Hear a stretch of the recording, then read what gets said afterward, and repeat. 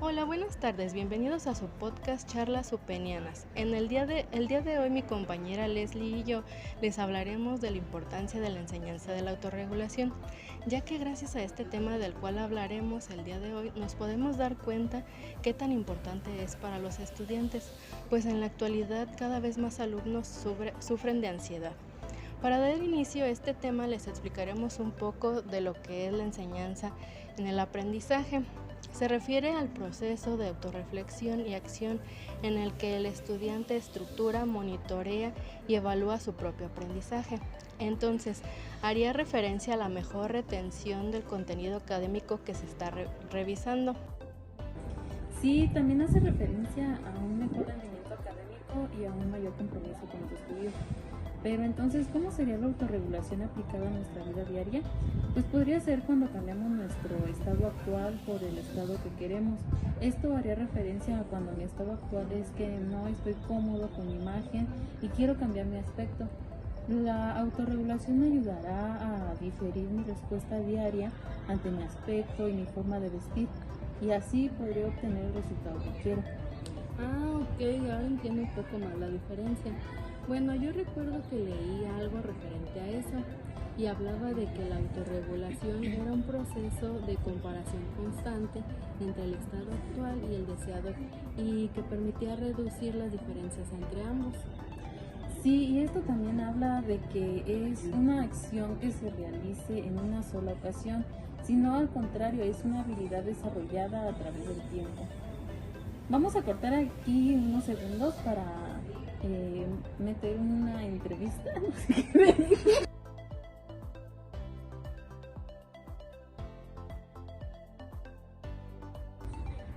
Buenos días, el día de hoy estoy con Sara y voy a hacerle unas preguntas acerca de lo que es la enseñanza de la autorregulación. Buenas tardes, el día de hoy estamos con Laura, a quien le vamos a hacer unas preguntas acerca de la educación en la autorregulación.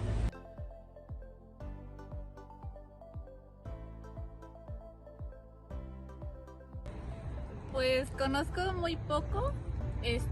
Tenía una maestra en prepa, en segundo semestre, donde nos enseñaba más como a calmarnos, sobre todo que contuviéramos como la respiración durante 5 segundos y ya después como que la soltáramos para irnos como calmando y poder como contestar mejor, ya sea el examen o presentar mejor una exposición. Considero que es importante que nos enseñen a autorregularnos en cuanto a las emociones, porque esto nos permite crear un aprendizaje significativo de acuerdo a nuestros conocimientos que vamos adquiriendo durante nuestras clases.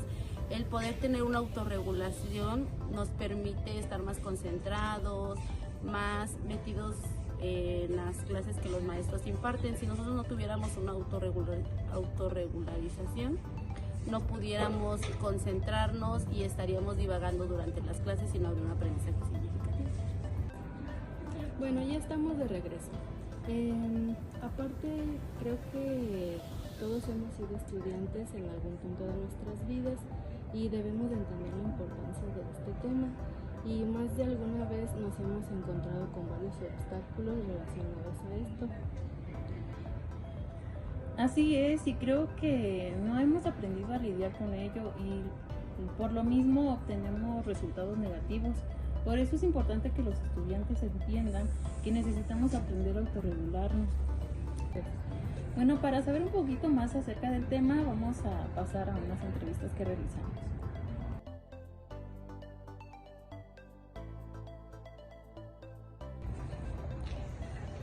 Pues cuando, por ejemplo, estoy en una exposición muy importante y ya como que me toca presentar, como que juego mucho inconscientemente así como con mis manos o me pongo a hacer como pasos básicos de baile que como que me relajan e intentan como distraerme del momento e intento como respirar profundamente para como mantener la calma y recordar lo que había estudiado para poder presentar correctamente en la exposición. Considero que sí me ha afectado en mi desempeño académico porque hay veces que no me siento tan concentrada en mis clases, entonces estoy en un limbo, se podría decir así, y no entiendo lo que el profesor me quiere dar a entender, entonces ya después es de estar preguntando con compañeros sobre qué trató la clase, lo cual considero que no debería de ser así porque para eso vamos, para estar aprendiendo, entonces sí afecta y a largo plazo en los exámenes vienen ese tipo de preguntas, entonces ya no adquiriste ese conocimiento como se debe porque es mejor que tú lo estés visualizando, que otro compañero también te lo explique porque te lo va a explicar a su manera y no como tú lo entendiste. Bueno, ya estamos de regreso. Bueno, a mi punto de vista, como yo lo veo, pienso que la autorregulación en el aprendizaje juega un papel fundamental para alcanzar nuestros objetivos. Por ejemplo, ese 10 que necesitábamos para pasar la materia, el vocabulario de inglés que necesitábamos para aprender y viajar por el mundo y así poder generar una comunicación entendible, o bueno, el término del proyecto en el que han estado trabajando por meses, eso está ligado con autorregulación. Para alcanzar con éxito tus metas necesitas regular tus emociones y de acuerdo a eso saber de qué manera vas a actuar. Yo en algún lado leí que existen 3 modelos que tratan de explicar la autorregulación. Uno va desde la metacognición, lo volitivo y desde lo emocional. Así es, y cada uno tiene aportaciones relevantes que permiten analizar el proceso y aplicación en diferentes contextos. Uno de los modelos más utilizados para explicar la autorregulación desde lo cognitivo es el modelo cíclico de autorregulación de Zimmerman, que plantea 3 etapas con microprocesos articulados cíclicamente. Imagina que ingresa a un curso de un idioma extranjero y te asignan una tarea de investigación y exposición de un tema que te guste. La primera etapa es la de planificación, en donde con base en creencias motivacionales se analiza la tarea y se definen metas generando una estrategia. Por ese motivo, si tu experiencia previa en el aprendizaje de idiomas es negativa, tu autoeficacia se verá mermada, derivando en metas de evitación. Quizá en ese momento nuestra meta principal sea no quedar en ridículo, por lo que nuestras acciones irán encaminadas hacia ese objetivo. La segunda etapa consiste en la ejecución, donde adquieres suma relevancia el autocontrol y la autoobservación con finalidad de mantener la concentración y el esfuerzo. La clave principal de esta etapa es el monitoreo constante que puede hacerse mediante el autorregistro, lo que nos permite identificar los obstáculos que se nos presentan y las estrategias o subprocesos que vamos utilizando en el camino. La tercera etapa es la autorreflexión, en donde se incluyen estrategias de autojuicio y autorreacción. Atribuimos nuestra participación al éxito o al fracaso, lo que termina nuestras acciones de autosatisfacción y la inferencia adaptativa o evitativa, lo que da pie a nuevas etapas de planificación. Es decir, si consideramos que lo hicimos muy bien, fue una presentación exitosa, por lo que nos sentiremos satisfechos con el esfuerzo realizado y buscaremos vernos involucrados en una situación similar.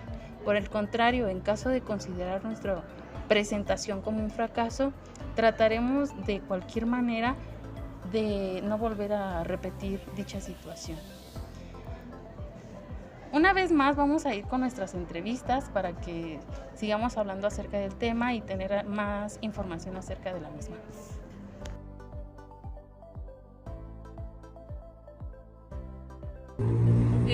Sí me ocurrió una vez durante el periodo de pandemia, estaba en una exposición y me sentía pero tan nerviosa que pronunciaba los nombres de los autores o la información mal y la maestra pensó que pues no había repasado, no había aprendido pues la información correctamente y me terminó regañando.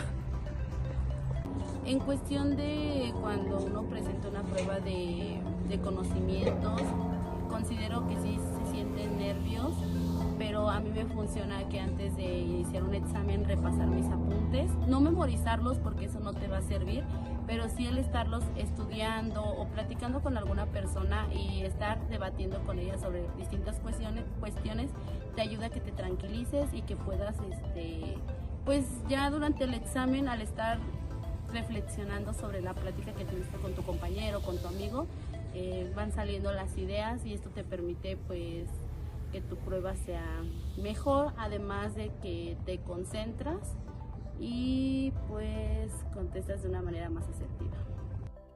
Bueno, ya estamos de regreso, cambiamos un poquito de ambiente para relajarnos un poquito más. Bueno, siguiendo con el tema, también existe el modelo de Gross, la cual define la regulación emocional como la activación de una meta para regular la magnitud o la duración de la respuesta emocional, de forma ascendente o descendente. Es decir, consiste básicamente en cambiar la respuesta emocional ante las situaciones que la generan. Para hablar de estas estrategias de regulación emocional, debemos entender el ciclo de generación de la respuesta emocional que propone Gross. Y nuevamente, para no entrar a detalle en la teoría, explicaré el ciclo de generación de emociones a partir de un ejemplo. Uno de los puntos sería la selección de la situación. Imagina que eres un estudiante recién ingresado a la universidad y el maestro hace una pregunta de la cual consideras saber la respuesta. Puedes elegir decirla en voz alta y enfrentarte quizás a haber cometido un error, o puedes decidir quedarte callado y evitar esa situación incómoda.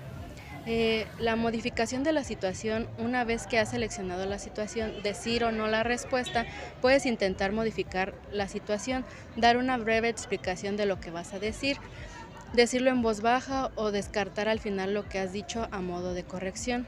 El despliegue emocional es con el fin de no prolongar la emoción de pena al decir algo incorrecto. Puedes desviar la atención hacia otro objetivo, por ejemplo, preguntar sobre un tema diferente o pedir directamente cambiar el tema. Otro punto sería el cambio cognitivo. En este caso de que no hayas podido evitar la prolongación de la emoción y continúes siendo el foco de atención debido a la respuesta que diste, te puedes enfocar a cambiar tu modo de pensar. Por ejemplo, un error no me define. Bueno, esta estrategia es conocida como reappraisal o resignificación cognitiva. La modulación de la respuesta: si no pudiste realizar la estrategia de reappraisal y la pena te invade, tendrás como resultado respuestas fisiológicas. La modulación de la respuesta, aquí es: si no pudiste realizar la estrategia de reappraisal y la pena te invade, tendrás como resultado respuestas fisiológicas y de comportamiento, por lo que se suele utilizar la estrategia de la supresión emocional para modular la respuesta ante la situación, seleccionando las palabras y la actitud que tomarás ante ella. A continuación vamos a ver otra entrevista para explicar un poco más nuestro tema.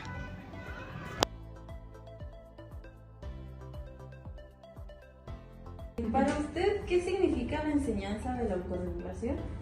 Para mí la enseñanza de la regulación, yo creo que es este proceso el cual permite generar habilidades o capacidades en una persona para poder controlar o manejar sus emociones o comportamientos ante, cualquier situación básicamente.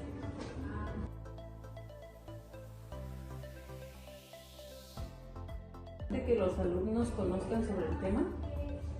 Yo creo que es importante desde educación preescolar, si se pudiera desde educación inicial, ya que pues, nuestros comportamientos, nuestras emociones están latentes una vez que comenzamos a interactuar con nuestro entorno.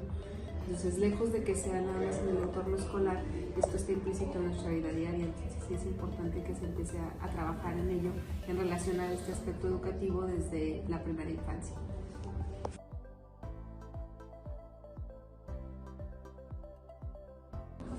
¿Quisiera que existiera un mayor acercamiento sobre este tema? Yo creo que sí, la verdad es que sí es un tema que desde mi formación como psicóloga educativa y en mi labor como docente, pues básicamente en este espacio laboral de la educación, creo que es un tema al que hay que adentrarnos más, al que tiene una relevancia e importancia conforme a las aplicaciones o las estrategias que nosotros podemos utilizar como docentes. Creo que sí tendría mucho potencial y valor para complementar. Bueno, ya estamos de regreso.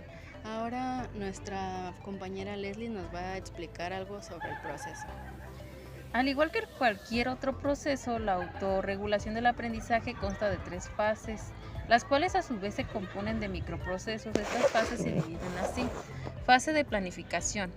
A través de ella se analiza la tarea o proyecto, se valoran las capacidades y metas a llegar. Además, claro, se planifica el proceso en primera instancia. En esta fase es donde toma más protagonismo la autoevaluación como microproceso. La siguiente fase es la fase de ejecución. Como su nombre lo indica, aquí es la fase en la cual se realiza la tarea o proyecto que requiere tu autoobservación, tu autoevaluación y autocontrol. La siguiente fase es de autorreflexión. Es una fase de alta importancia. En ella el estudiante vuelve sobre el trabajo hecho, lo valora y explica el porqué de los resultados obtenidos. En esta influye el autojuicio y la autorreacción. Aunque esta fase no se tienen que dar necesariamente separadas y de manera sucesiva, son muy útiles para que los estudiantes puedan desarrollar habilidades, estrategias cognitivas y que les permitan entender procesos y organización de la información. Identificar y controlar emociones positivas relacionadas con el proceso de aprendizaje. Algunos ejemplos son el entusiasmo, el gusto y la satisfacción. También prevén el tiempo requerido y los mejores ambientes de aprendizaje para desarrollar adecuaciones adecuadamente en sus proyectos. También son actores principales para la construcción de un clima escolar favorable y atractivo para todos. Son conscientes de que poseen un rol activo en su proceso de aprendizaje, se apropian de él y le sacan el máximo provecho. Bueno, ya para terminar, me gustaría que nos des tu punto de vista desde tu experiencia, si es importante y en qué nos beneficia o perjudica la autorregulación en el aprendizaje. Bueno, pues para mí es muy importante, ya que todas las personas deben de aprender acerca de la autorregulación, ya que en la actualidad vivimos en un mundo donde las personas se estresan, se enojan y hacen problemas por todo. Prácticamente su vida se resume en esto.